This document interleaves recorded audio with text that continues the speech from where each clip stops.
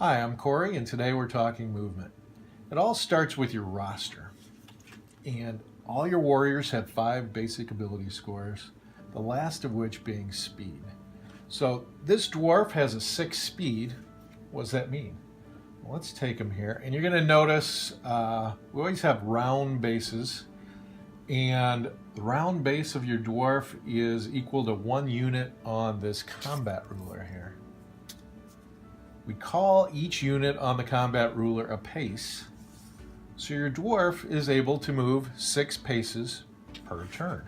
We're going to put him down on the map. We're going to take the combat ruler, butt it up at the end. We're not going to tuck him into the notch. Otherwise you're cheating yourself out of a little bit of movement. So butt it up to the end again and count off and move him 6 paces up the ruler. What happens if I have an elf? She has a little bit better speed. She moves at a 7. And so she'll count 1, 2, 3 up to 7. And she just edges out the dwarf a little bit. Elves are speedy, but not as speedy as the Night Runner. The Night Runner, out of the box, starts with a 9 speed. So that is really incredible. The Night Runner is going that much farther than everybody every turn. Let's go back to our dwarf. The dwarf wants to cover more ground quickly. He can go up to double his basic 6 speed. In this case, he can go 12 paces and really cover a lot of ground.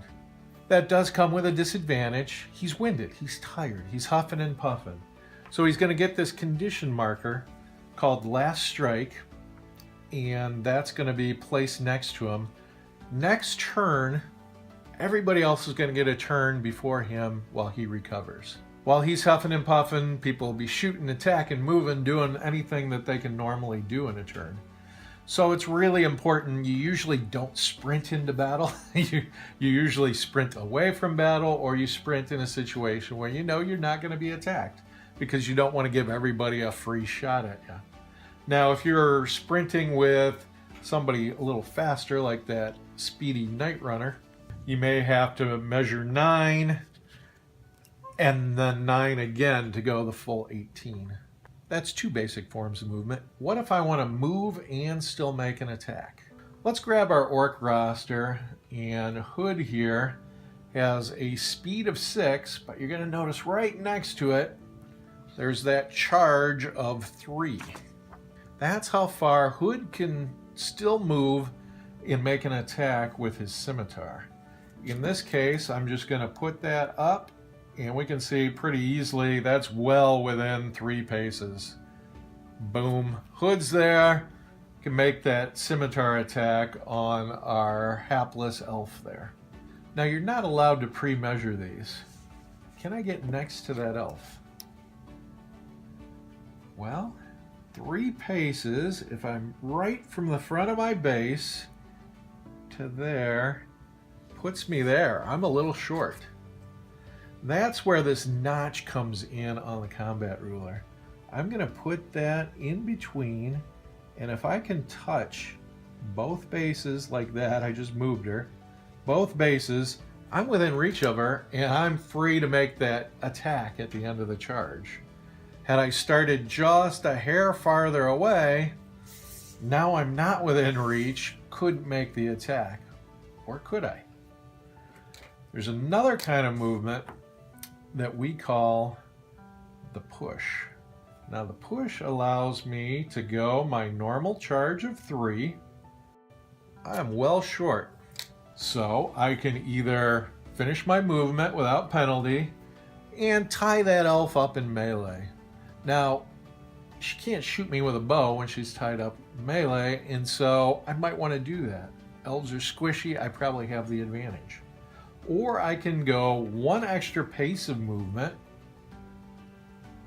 and that's called a push, and that puts me within reach of her. There is a penalty to using push. I've got to roll a regular 6-sided dice and roll anything but a 1. Okay, 4 golden. I finished my charge, and now I can attack at the end. But what happens if I would have rolled that 1? I still get that pace of movement, but I'm knocked down at her feet and possibly hurt. Her player's going to roll a 6-sided dice trying to beat my defense score, which is going to be really hard to do because I've got a defense of 10. 3 does not beat 10. But if she rolled a natural 6 gets through any defense, and I'd be hurt and possibly badly injured at the end of that fall. So there is a little risk. Now on top of that, I can do up to 2 pushes on a charge. I'm exactly 5 away from her. I charge my 3. I go 1 more pace.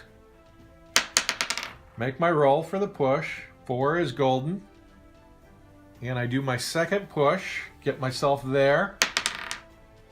I'm good. I can still attack at the end. There was a little bit of risk. If I would have rolled a 1 at either point along the way, I would have fallen down at that point and either been just short of her or had her feet knocked down and possibly hurt. So far we've only talked about melee, but missiles, using magic like Eldritch Fire or casting a spell all works the same. You can charge and still make that attack. So let's look at Jasmine here. She's got a javelin and it goes long range. The farther you are away from the target, the harder it is to hit them. Makes sense, right? So we're not allowed to pre-measure. So she's going to go ahead and declare a charge.